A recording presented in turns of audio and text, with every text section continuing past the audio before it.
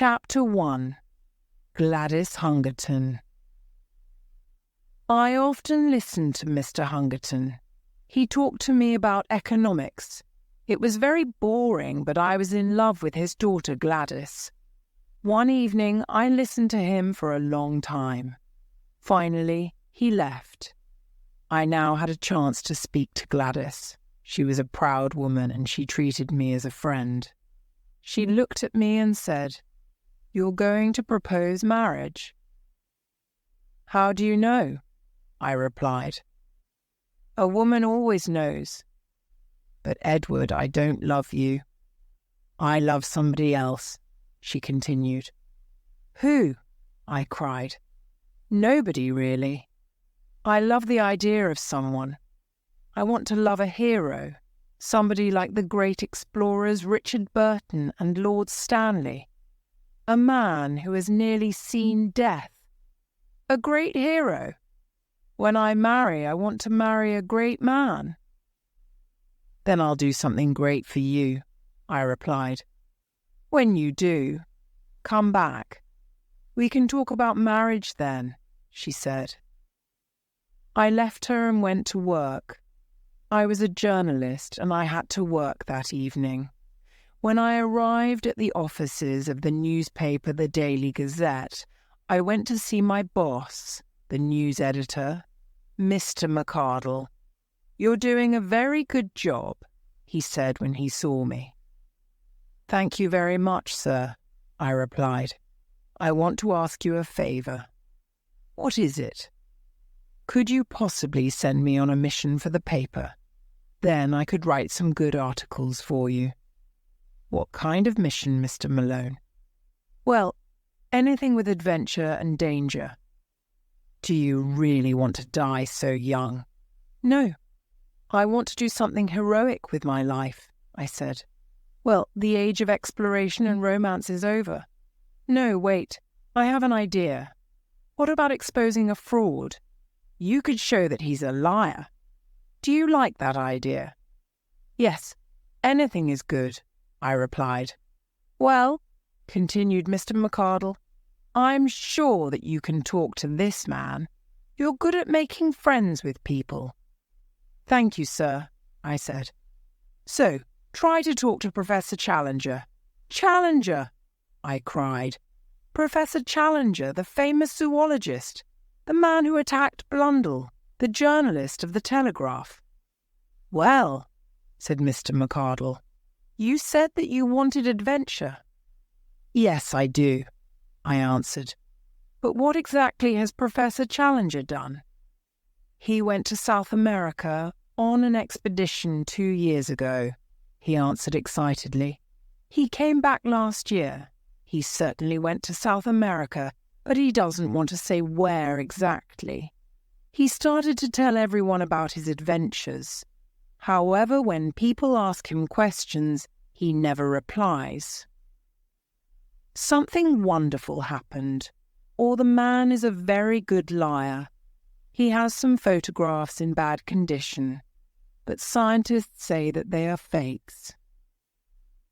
When journalists try to talk to him, he just throws them down the stairs. Well, Mr. Malone, this is your mission. Goodbye." My meeting was over. Now I had to make a plan to meet Professor Challenger. I knew that he hated journalists. I decided to write him a letter saying I was interested in science. This is the letter that I wrote. "Dear Professor Challenger, I am only a student of nature and science, but I am very interested in your ideas on the debate between the scientists August Weismann and Charles Darwin. I would very much like to discuss some of your ideas. I believe you are the real expert on this matter. I have many questions to ask you about this fascinating subject. Please could I visit you at 11 o'clock tomorrow morning? Yours respectfully, Edward D. Malone." Chapter 2. Professor Challenger. Later I received a letter from Professor Challenger. Dear Sir, I received your letter. You can come to my house. However, I am a great scientist, and I do not need your good opinion of me. Show this letter to my servant when you arrive. I do not want any of those horrible journalists in my house. Yours faithfully, George Edward Challenger, Professor Challenger. The next day I went to his house. A servant opened the door. Is Professor Challenger expecting you? He asked. Yes, he is, I answered. Have you got the letter? He continued. I showed the letter to his servant and walked in. A small woman stopped me. She looked more French than English to me. Do you already know my husband? She asked. No, I don't, I answered. Well, then I must apologize for him now. He's a perfectly impossible person. Do not argue with him. He can be dangerous. Do you want to talk about South America? Yes, madam, I answered, because I could not lie to a lady. Oh, that's a very dangerous subject. Just say that you agree with him. Call me if he seems dangerous. I can usually control him. The servant then led me into Professor Challenger's study. I was surprised when I saw him. He had a very large head and a big black beard. His chest and arms were enormous.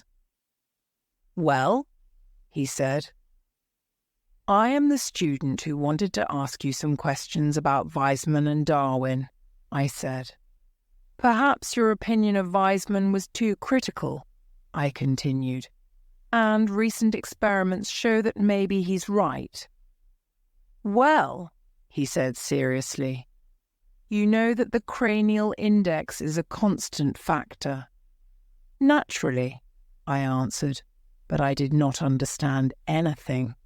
And that germplasm is different from the parthenogenetic egg. Oh, yes, I cried, and I was surprised at my courage. But what does this show? He concluded. I don't know. What does this show? It shows, he said in a loud voice, that you're one of those horrible journalists, and that you're not a young scientist.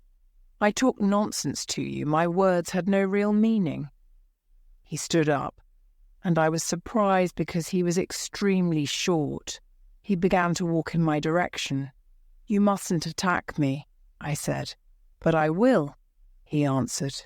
He attacked me, and in a second we went quickly out of the front door into the street. Fortunately, just then a policeman arrived and said, What's happening? This man attacked me, I said. Do you want me to arrest him? He asked. No, I replied. I was wrong too. The policeman walked away. The professor looked at me and smiled a little. Come in, he said.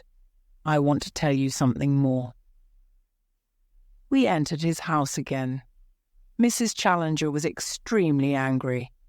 You're terrible. You're not a famous professor at a great university because you always attack people, she shouted. The professor grabbed his wife and put her on top of a pillar. Put me down, she shouted. Say please, he answered. No, put me down now, she continued. No, say please, he said again. Please, please, please, she shouted. Then the professor took her down and gave her a big kiss. After this, the professor and I returned to his study. I'm going to talk to you about South America, he said. 2 years ago, I went on a journey to South America. I went to the Amazon to check some observations of the scientists Wallace and Bates. During my stay in the Amazon, I became a friend of the Cucama Indians. They told me that there was a sick man that needed help. But before I arrived, the man died. I was surprised, however, when I saw him. He was a white man, not an Indian. His name was Maple White, and he was from the United States. He was an artist. Here are some of his pictures. I looked at them. Some were of the Indians, and others were of different animals like turtles and alligators. "Well," I said, "these don't seem very unusual." "Look at the next one," he said. It was a picture of a cliff with a thin, high tower of rock in front of it. "I don't know anything about rocks," I said. "Well, try the next picture then," he said. The next one was of a man next to a huge and very strange lizard. "Why did he draw this?" the professor asked. "I don't know. Perhaps he drank too much gin," I answered. "Or perhaps he really saw this creature," he said. I wanted to laugh, but I didn't want to fight with him again. "Anyway," he continued, "the Indians took me to the cliffs in Maple White's drawings. I took some photographs. Most of them got wet during my journey home. Here is one that you can still see. Look." I looked carefully at the photograph. It was not in very good condition. "What do you see?" he asked. "I see the same cliffs and the rock tower of the drawing," I answered. "Yes, of course, but what do you see on the top of the rock tower?" "I can see a tree, and on top of the tree, a large bird." "It's not a bird at all," he concluded, and I shot it. He then pulled a wing out of a drawer. "Is that the wing of a gigantic bat?" I asked. "No," he answered. "It's the wing of a pterodactyl. Look at this book." He then showed me an illustration in a book that compared the wings of birds, bats, and pterodactyls. "This is incredible," I cried, because now I really believed him. "How is it possible?" "It seems that a volcanic action pushed up a huge area of rock millions of years ago. This area was protected, and so the animals on this plateau continued to live.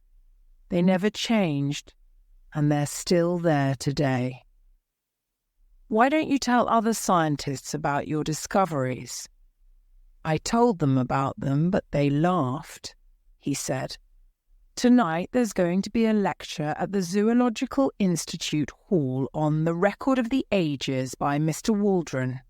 I'll be there. Come and you'll see the reaction of other scientists to my discoveries." I promised to come and left Professor Challenger. Chapter 3. Question. That evening I arrived at the Zoological Institute Hall. Outside there was a large crowd of people. Inside there were professors and also a large group of students. They were happy and noisy. Mr. Waldron, some scientists, and Professor Challenger sat at the front. Mr. Waldron began his lecture. He told us about the origin of our planet. He told us about the evolution of life from simple sea animals to fish and reptiles, and finally to mammals. Then he began to talk about the dinosaurs. Fortunately, those terrible reptiles were extinct long before humans appeared on this planet. "Question," someone said in a loud voice. Mr. Waldron stopped for a moment, but then he continued. "Those terrible reptiles, which were extinct before the coming of man." "Question," shouted someone again. Mr. Waldron looked with great surprise at the scientists near him. He then saw Professor Challenger with a smile on his face. "Ah, I understand," said Mr. Waldron. "It's my friend Professor Challenger." And then he continued his lecture.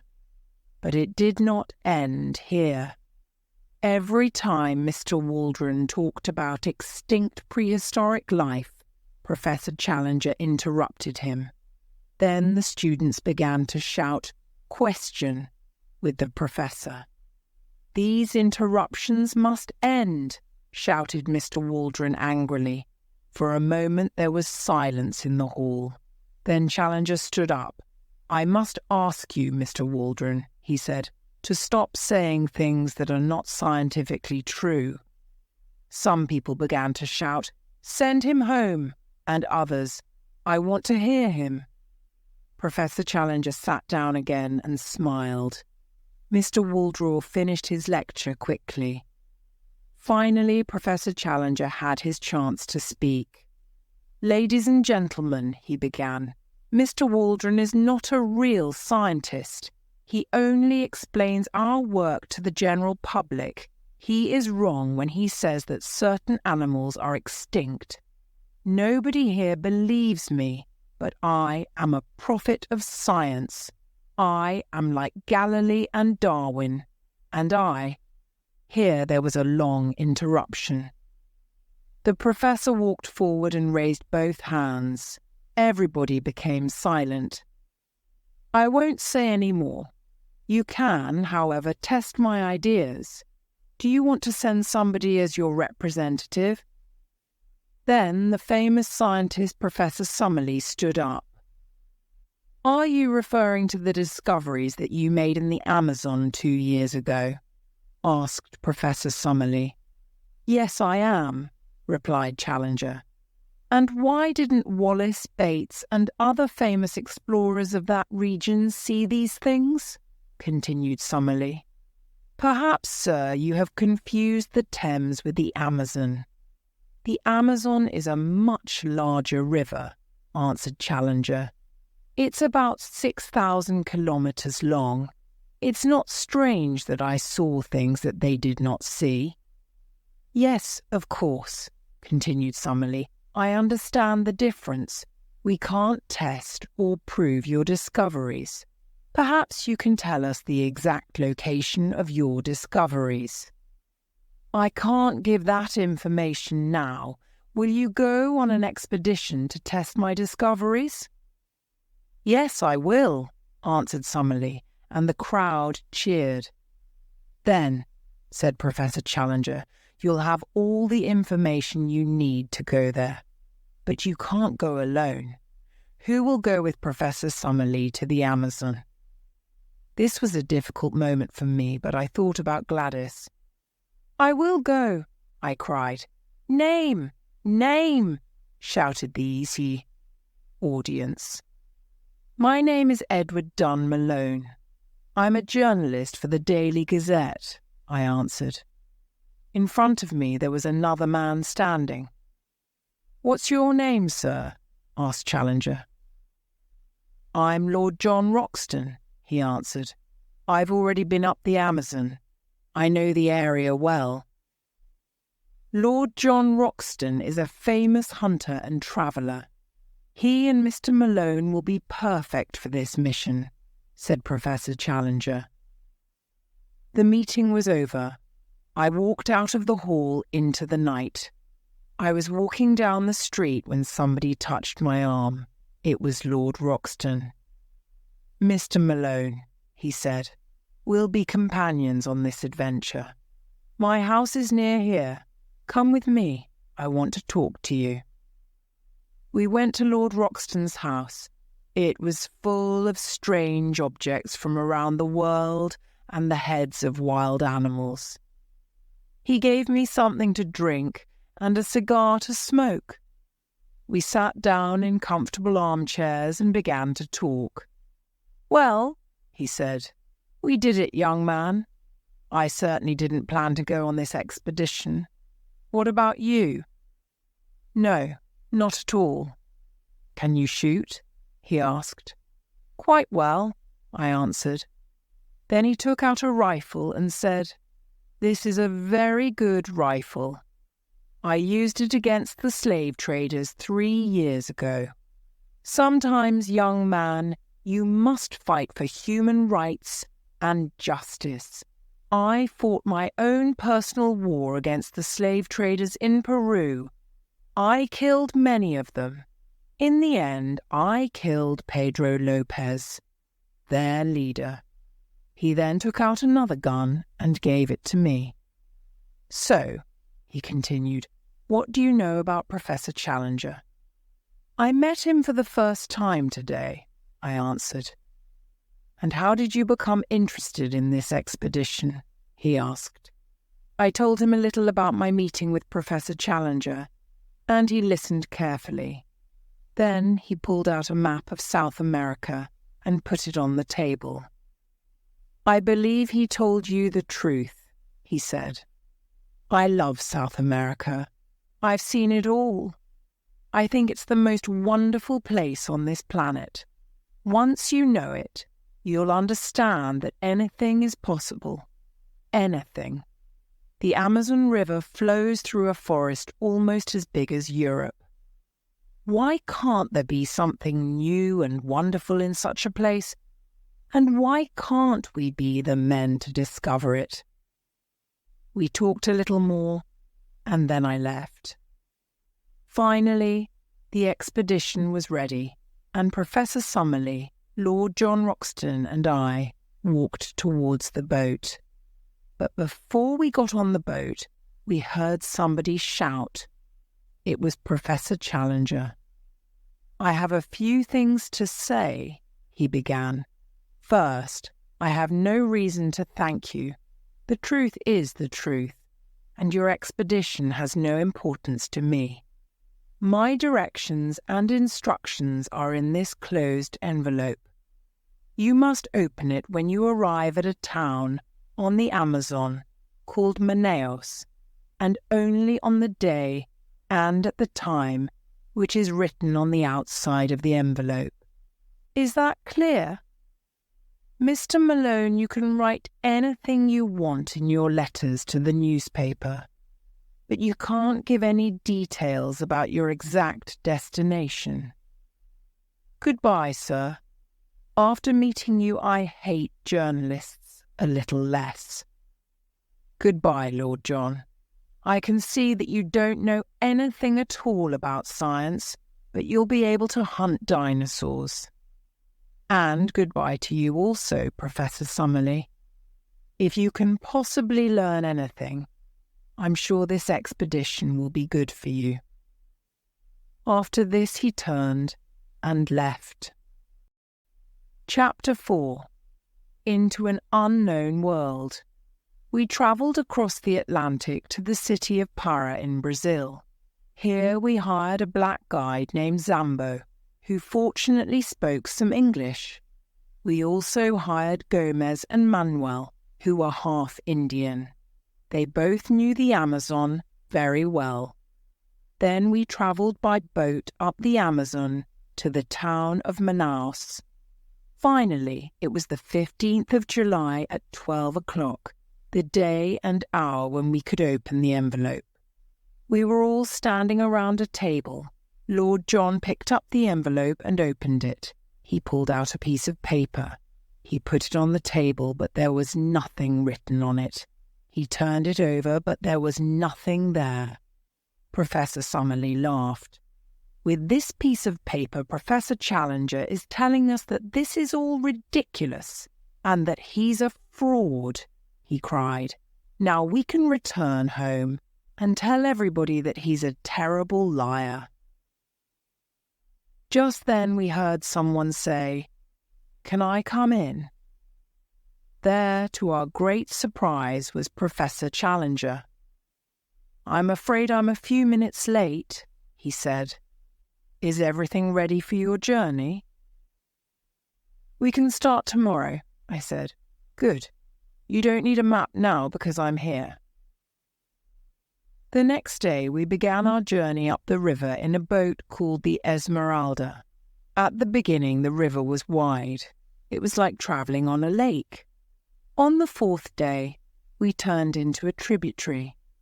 2 days later we reached an Indian village. We got off the boat here, and on the 2nd of August, Professor Challenger sent the Esmeralda back to Manaus. Some Indians built 2 canoes for us, and we took 2 more Indians with us. They were with Professor Challenger the first time. They seemed terrified to repeat the journey.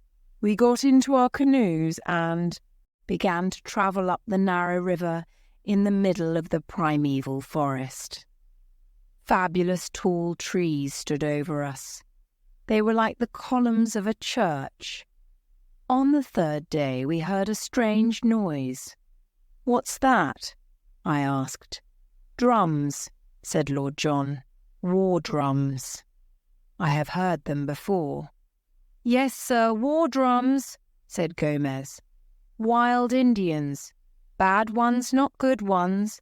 They watch us every mile of the way. They'll kill us when they can. The drums seem to say, 'We'll kill you if we can. We'll kill you if we can.'" Our two professors were not afraid at all. They were too interested in the wonderful plants and animals around them, or they were too busy arguing about scientific theories. That night, we slept in the canoes in the middle of the river. We waited for an attack, but nothing happened. The next day we arrived at some rapids about a mile long. These were the rapids where Professor Challenger lost most of his photos on his earlier journey. We carried the canoes around them.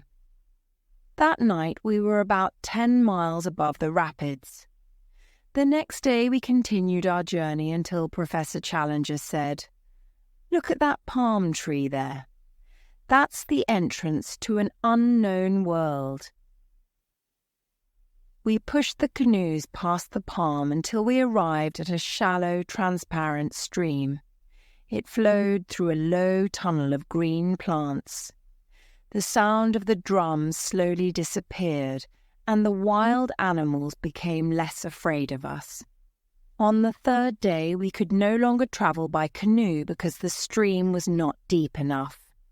We began our journey on foot. The characteristics of the land changed. We began walking higher up.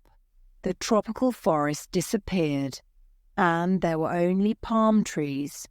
After we left the canoes, we walked for 120 miles. Finally, we came to an area where there were no more trees. Then we came to a bamboo forest. It took us all day to cross it. The next day we climbed up a hill. Suddenly Professor Challenger saw a gigantic bird fly up slowly from the ground. Did you see it, Summerlee?" he shouted. "What do you think it was?" Summerlee asked. "I believe it was a pterodactyl," he answered. "How absurd." "It was just a big bird," said Professor Summerlee.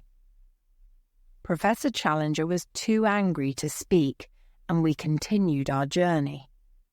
Lord John then came up to me. He was holding his binoculars. "That was certainly not like any bird that I've ever seen," he said to me. We crossed another hill, and then we saw the high red cliffs of Maple White's picture. They were about 7 miles from our camp. Chapter 5. The Rock Tower. That night we made our camp at the base of the cliffs. The high tower of rock was near us, and on top of it was one high tree. "The pterodactyl that I shot was on that tree," said Professor Challenger. Professor Summerlee for the first time seemed to believe Professor Challenger. "But," continued Professor Challenger, "we still have a big problem. How can we get to the plateau? There must be a way up because Maple White arrived there. During my last expedition, I explored to the east." "Well," said Lord John, "we should explore to the west." The next day we walked west, and we arrived at Maple White's old camp. There we found an indication left by Maple White. It pointed west. Soon we came to an area of bamboo under the cliffs. In the middle of this I saw something white. We cut away some of the bamboo and discovered a skull and then a skeleton. The skeleton had clothes and boots. It was obviously a European. "Who is this?" asked Lord John. "Every bone in his body is broken." "I know who he is," said Professor Challenger. "It's James Clover, Maple White's friend. Maple White didn't come here alone." "It's also clear," said Lord John, "that he fell from the top of the cliffs, or somebody pushed him." We were all silent. Did someone throw him? We began to think of the possible dangers in that unknown land above us. We continued walking until we saw an arrow marked on the rocks of the cliffs. "Maple White again," said Professor Challenger. We continued for another 5 miles and came to an opening in the cliffs. There was another arrow pointing higher up. We followed this arrow and came to a cave. There was another arrow there. Lord John had an electric torch, and we entered the cave. But the cave was blocked by large rocks. This was the way Maple White arrived at the top, but now we could not use it. The next day we walked 22 miles around the base of the cliffs and made camp again. Lord John shot a large animal called an agouti for our dinner. We gave half to the Indians and we cooked half of it over a fire. That night there was no moon and it was very dark. Then something incredible happened. Suddenly we heard the sound of gigantic wings from above. Then, for a second, in the light of the fire we saw a long neck, 2 red eyes, and a beak with teeth. Then this creature flew away with our dinner. It was a pterodactyl. We were all shocked, and Summerlee was the first to speak. "Professor Challenger," he said very seriously, "I must apologize. I was wrong." The next day we continued to walk around the cliffs. However, we didn't find a way up to the top.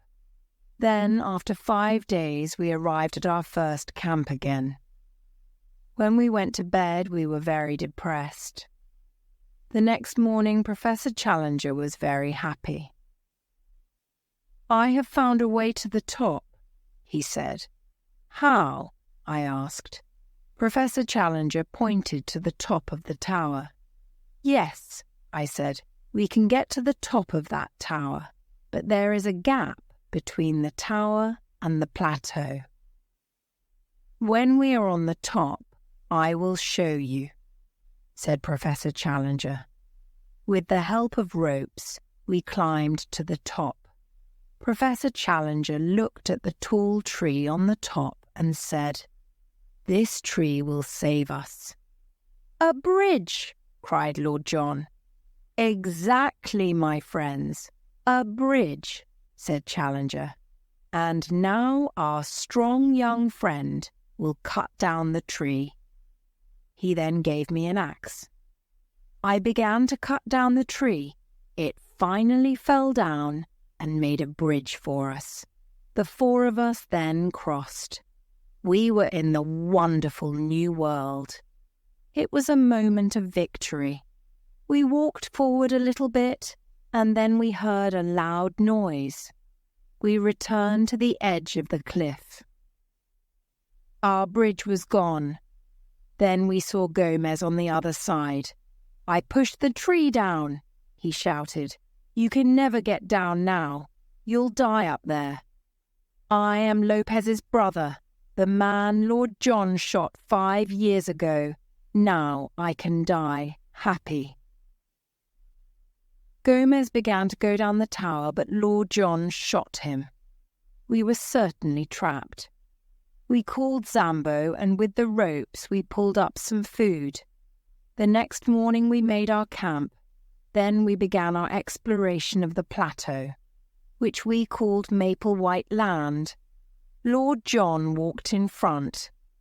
After we walked for a couple of minutes, he stopped. "Look at this," he said. "These are the tracks of the biggest bird in the world." "Not a bird," said Professor Challenger. "What then?" asked Lord John. "A dinosaur," Professor Challenger answered. We continued walking and came to an opening in the forest. There in front of us were 5 of the most incredible creatures in the world, 2 adults and 3 young ones. They had skin like a reptile. They looked like gigantic kangaroos. Lord John held his gun. The 2 professors were excited and happy. Unconsciously, they held each other's hand and watched like 2 young children. "What will they say in England about this?" Professor Summerlee asked. "I know exactly what they will say," Professor Challenger replied. "They'll say that we are frauds. And if we take photographs, they'll say that they are fakes," said Challenger. "And if we bring back a dinosaur," said Summerlee. "Well then, perhaps they'll believe us," said Challenger. "Iguanodons," said Summerlee. "You can find their fossil footprints all over the south of England.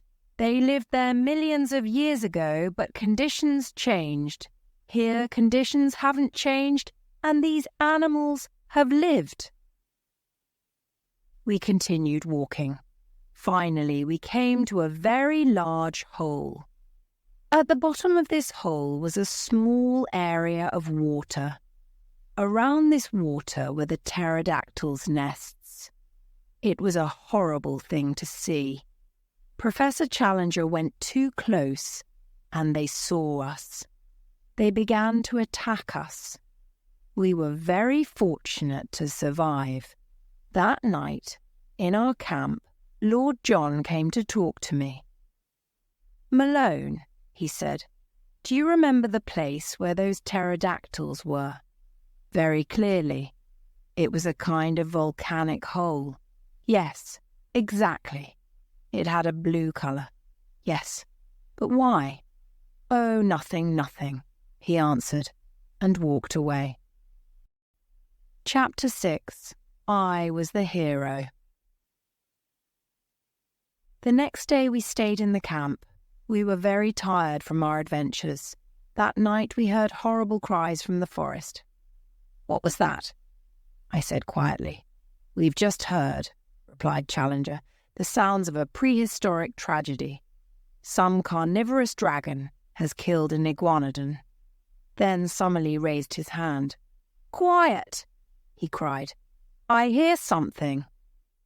Some giant creature was coming towards our camp. "I think it's going to jump into our camp," I said, preparing my rifle. "Don't shoot," said Lord John quietly. "If it jumps into our camp, it'll kill us all," said Summerlee. "I have an idea," cried Lord John. Then he did something incredibly courageous. He picked up a burning torch from the fire. Then he went quickly out of the area of our camp. He ran towards the creature. In that moment we could see it in the light. It was all covered with blood. A moment later the horrible creature ran away. "I knew it," said Lord John, laughing. "That monster is afraid of fire." The next day we found pieces of iguanodon on the ground. The 2 professors examined them carefully. "In my opinion," said Professor Challenger, "that horrible creature was an Allosaurus." That evening we returned to the camp and began to discuss our future plans. "Tomorrow," said Professor Summerlee, "we should try to leave this land." "What?" said Professor Challenger. "We must explore it. I am surprised at you, Professor Summerlee." "Professor Challenger," responded Professor Summerlee, "if we are killed, nobody in London will ever know about our discoveries." We can return to London and then prepare a larger expedition. Now, we must leave this plateau." "Perhaps you're right," answered Challenger, "but first we must at least make a map of Maple White Land." "That will take too much time," said Summerlee. "There are no high mountains. How can we see all of the plateau?" Then I had an idea. There was a very large tree near us. "I can go up to the top of this tree," I said. "There I can see all of the plateau and make a map." I began to climb the tree. After a minute or two, I saw something incredible. A face. The face of a horrible red ape man was looking at me. It made angry noises at me, but then it disappeared quickly. I was shocked, but I decided to continue to climb. When I arrived at the top, I looked around. In the distance, I saw a lake. Then I drew a map of Maple White Land. When I came down again, I described the ape man to my friends. "Perhaps," said Challenger, "it was a kind of primitive man between ape and man, the missing link. We must discover more about it." "No," said Summerlee. "We must leave this land. Now we have the map, we can try to return to civilization." That night I was too excited to sleep after my adventure. I thought about Gladys. She wanted me to be a hero. I could go to explore the Central Lake alone. I could go during the night and be back before morning. I left the camp quietly and walked towards the lake. There was a bright moon and I could see well. I arrived at the edge of the lake at 1 o'clock. I climbed up on a large rock and looked around. I could see some cliffs on the other side of the plateau. There were a series of caves in these cliffs. Now I could see lights in them. So there were humans on the plateau. I could see many creatures in the lake. One had a long neck and swam in the water. Then I heard the sound of a large animal walking very near me. I saw it. It was very familiar to me. But why? Then I remembered. It was the creature in Maple White's drawing, a stegosaurus. When I looked at my watch again, it was 2 o'clock. It was time to return to the camp. I walked and thought about my great discoveries. Then, after a few minutes, I heard something behind me. The sound came closer. I turned and saw that horrible monster, the Allosaurus. I decided to run, but the creature began to run too. He came closer. I was terrified. I screamed. And then I heard a crash. I was falling down into a deep hole. And then everything became dark. I was unconscious for a few minutes. When I woke up, I smelled something horrible. Around me there were large pieces of old meat. I was in a trap for dinosaurs, a trap made by humans. I slowly climbed out of the hole and continued my walk to the camp. Suddenly I heard the sound of a rifle. I ran towards the camp and shouted. Nobody answered. When I arrived, I saw blood on the ground. All my friends were gone. I was alone in that world. But then I remembered Zambo. I went to the edge of the cliff. Zambo was still there at his camp waiting for us. There was an Indian with him. Zambo climbed up to the top of the tower of rock. When he was opposite me, I threw a letter to him for the Indian to take to the nearest village. Maybe he could bring ropes to help us climb down. Chapter 7. Prisoners of the Apemen. I went back to our camp and tried to get some rest. It was horrible to try and sleep here, but it was safer than the jungle. The thought that I could die in this place made me very unhappy. The light from Zambo's fire was the only hope of escape from this dangerous world. The next morning Sir John woke me up. "Quick, quick, young man," he said. "What? What is it?" I cried. "Don't stop to think or talk. Just get the rifles and some food," he responded. In a moment we had everything and began running away. Finally, we found a place to hide and stopped to rest.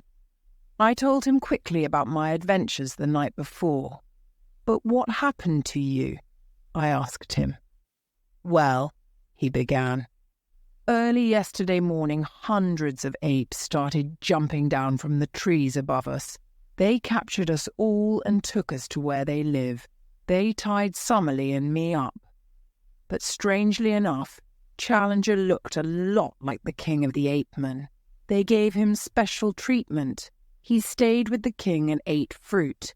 You see, this plateau is divided between the apemen and the Indians. The caves you saw with lights belong to the Indians. There's a constant war between the two groups. In fact, yesterday, the apemen brought back 12 prisoners. They pulled the arms off of 2 of them and killed them. It was a horrible thing to see. We also discovered that they have a special ceremony. They take their prisoners to the edge of the cliff and then they throw them off. That is what happened to James Clover, Maplewhite's friend. Yesterday, they pushed 4 of the Indians off the cliffs. Early this morning, I escaped and went to our camp. There I got you and the guns, and here we are. After we rested and talked, we ran quickly to where the apemen lived. We arrived and hid behind some trees. I saw something that I will never forget. There was an open area of grass near the edge of the cliffs. The small houses of the apemen were in the trees, and they were made of leaves. In this area, there were about 100 apemen. In front of them, there was a little group of Indians and Professor Summerlee. Then I saw 2 other strange individuals. One of them was Professor Challenger, and the other was the king of the apemen. Both of them were short with big chests and large heads. They were both covered with hair.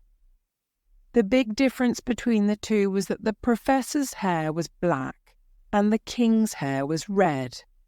Then the apemen took one of the Indians and pushed him off the cliffs. They waited for their next victim. This time it was Summerlee. 2 of the apemen caught him by the arms. Challenger turned to the king. He tried to convince him not to kill Summerlee. The king pushed Challenger away, and then, in that moment, Lord John shot him. "Shoot them! Shoot, young man, shoot!" he cried. Professor Challenger and I helped Summerlee to run away. Lord John continued to shoot the apemen. We ran and ran. Finally, we arrived at our camp. We thought we were safe, but then we heard the sound of feet. Lord John went outside with his rifle and found the surviving Indians. They were very frightened. One of them, we thought, was their chief. We could not stay in the camp. The apemen knew where it was. We left with the Indians and found another place to hide. That night, before we slept, Professor Challenger came to me.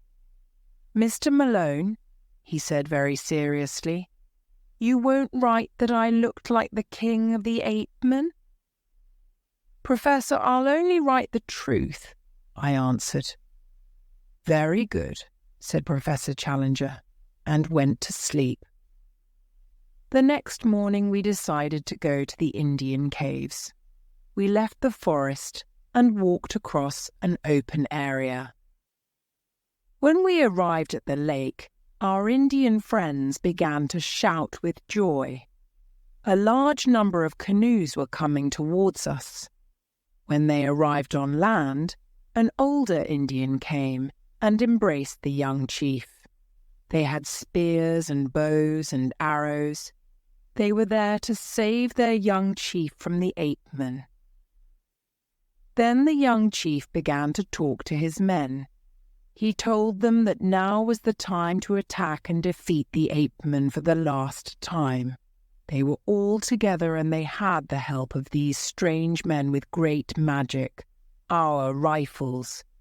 We too decided to go with them the next day to fight the apemen. That evening we made our camp by the lake. We saw many strange creatures in the water with long necks.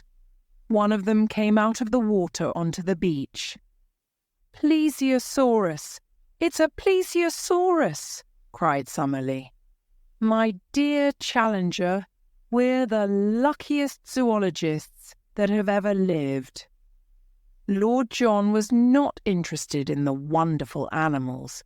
Again, he noticed the blue colour of the ground near some volcanic holes. The next day more Indians came. Now there were about 400 or 500 of them. We all went towards the forest to fight our war against the apemen. Before we arrived, the apemen attacked us. In the open, it was easy to defeat them. When we went in the forest, it was more difficult. But, with the help of the rifles, in the end, the Indians won. After the battle, Challenger turned to us and said, "We've seen one of the typical great battles of history. What, my friends, is the victory of one nation over another nation? It's not important. The result is always the same. The most important victories of human history were different. They were the victories of primitive man over tigers, of primitive man over apemen. Now the future on this plateau belongs to man." Chapter 8. Back to London. After the victory, the Indians invited us to stay with them in their caves. Lord John did not think this was a good idea, so we made our camp near their caves. We now had time to observe the animals of the lake and the plateau. There were many fascinating things to see. But we wanted to go back home. The Indians never helped us. It was clear that they wanted us to stay. With the magic of the rifles, they felt safe.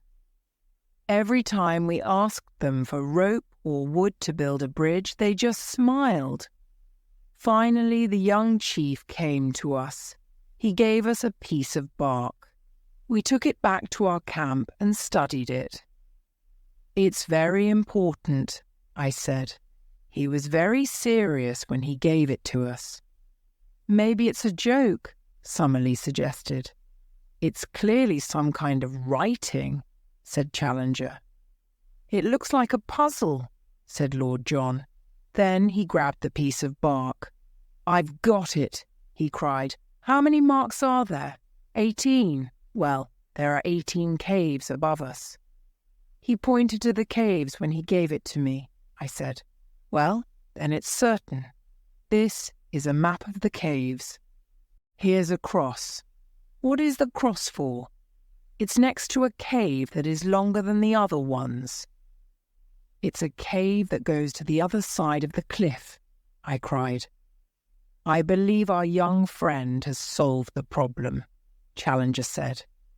We got some torches and went to explore the cave. We didn't light the torches at first. We walked in the dark because we did not want the Indians to see us. After walking a long way, we lit the torches and walked quickly. Then we arrived at a wall of rock. We all became sad. "Maybe this is the wrong cave," I said. "No, young man," Lord John said. "This is the right cave." I looked at the mark on the map again, and I cried with joy. "Follow me, I shouted. We ran back in the cave. "Here," I said, "is where we lit the torches, but the cave has 2 arms. We didn't see the right one." We walked back a short distance and found a large black opening. We went quickly down this arm of the cave. After a while we saw a light. We ran towards it. We were at an opening on the cliff face. "It's the moon!" cried Lord John. He was right. We looked down from the opening and saw that we were nearer to the ground than we were to the top. It wasn't going to be easy to get down, but with our rope we could do it. We then returned to our camp. The next evening we secretly took our things to the cave. Professor Challenger wanted to bring a large box, but we managed to get it down. We arrived at our old camp. There was Zambo and about 20 Indians. They helped us to get back to Para. I will not describe our voyage back to England. I will only say that the news of our great discoveries reached England before our arrival. We received many telegrams asking us for information, but we decided not to tell the newspapers anything about our discoveries. First, we wanted to give a complete description of our discoveries to the members of the Zoological Institute. About 5,000 people came to the Queen's Hall to hear about our adventures. It was a wonderful evening. When we arrived in the room, the audience cheered for a long time. Then Professor Summerlee began his presentation. He talked about the new insects and plants. He told everyone about the prehistoric animals from the Jurassic period. He described the iguanodon, the pterodactyls, the Allosaurus, and the Stegosaurus. He also talked about the apemen and the Indians of the plateau. At the end of his talk, a scientist named Professor Illingworth stood up.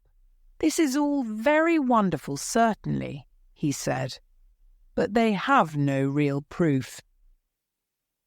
The audience began to shout, and Professor Challenger stood up. "Well, sir," Professor Challenger said, "Summerlee has his collection of plants and insects. Doesn't that convince you?" "No, it doesn't. We have some photographs." "Photographs can be faked," Professor Illingworth said. "Do you want to see the creatures for yourself?" Professor Challenger asked. "Yes, of course," Professor Illingworth answered. "And you will accept that as proof?" "Certainly," answered Illingworth. At that moment, Professor Challenger made a signal. Zambo and I came up to the stage. We carried a large, heavy box which we put down. Professor Challenger took off the cover. He looked into the box and said, "Come out, you pretty thing." Then a young pterodactyl jumped up onto the edge of the box. Everybody was shocked. Some ladies screamed. Suddenly, the pterodactyl flew up over the heads of the audience. It flew around in large circles. "Shut the windows! Shut the windows!" Professor Challenger shouted. But there was an open window, and the pterodactyl flew out. Now everybody believed us, and the crowd carried us out of the hall on their shoulders. We were heroes. But what about Gladys? Now, I really was a hero. Well, when I arrived in England, there was no telegram from her. I was very worried and went directly to her house. When I went inside, she was at the piano. "Gladys!" I cried. "Gladys!" She looked at me with surprise. She was different. "Gladys!" I cried. "What's wrong? You're my Gladys, Gladys Hungerton?" "No," she said. "I'm Gladys Potts. This is my husband." Life is certainly absurd. I said hello to a short man with red hair. "I told my husband about us," Gladys continued. "We have no secrets. Anyway, you left me for your adventure. So, I don't think you really loved me very much. I turned to leave, but then I decided to ask Gladys's husband a question. How did you win her? I asked. Did you go to the North Pole? Did you travel with pirates? That's a little personal, he replied. Well, just one more question then, I continued. What's your job? I work in an office, he replied. I left Gladys and her new husband. I felt angry, but I also laughed at the absurdity of the situation. I will now describe one more scene before I finish. Yesterday, Professor Summerlee, Professor Challenger and I had dinner at Lord John's house. After dinner, Lord John spoke to us. Well, he said, there's one thing I want to tell you. Do you remember that I noticed a strange blue colour around the volcanic holes? Well, I've seen volcanic holes like that only in South Africa, near the great diamond mines of Kimberley. Then he opened a little box and took out about 30 stones. Well, I found these near the hole where we saw the pterodactyls. I didn't tell you about them earlier because I wanted to be certain. Anyway, an expert looked at them. He said they have a price of at least £200,000. Of course, we will divide this money equally. Well, Challenger, what will you do with your 50,000? I think, Professor Challenger said, that I'll build a private museum. That has always been one of my dreams. And you, Summerlee? I'll stop teaching and work on all my collections, he replied. I'll use my part of the money, Lord John said, to prepare another expedition to our plateau. And you, young man, of course, will use your money to get married. Not now, I said sadly. But if you want me, I'll be happy to come with you. Lord John said nothing, but he offered me his hand.